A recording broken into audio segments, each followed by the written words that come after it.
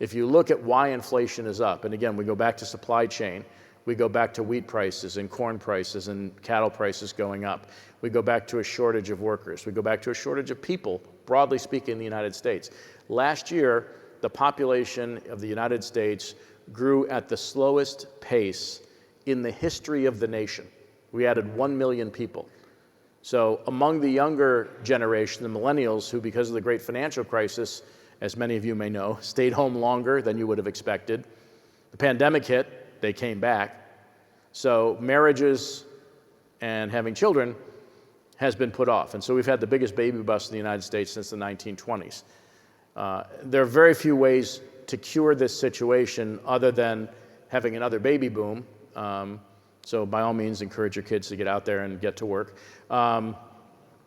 Or less constrictive immigration policies, which would allow more people in. I know that's a sensitive topic.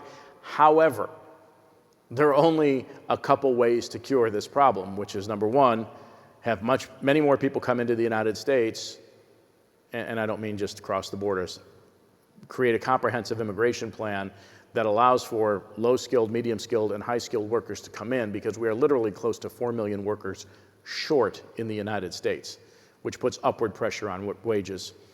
And so we have to deal with that in some manner, or we need to have a rapid expansion of the population in order to fill the labor force. Again, very simple GDP calculation that we all look at, labor force growth plus productivity growth equals GDP growth. If you don't have labor force growth or it's subpar, productivity growth has actually been pretty good. You can't grow above trend.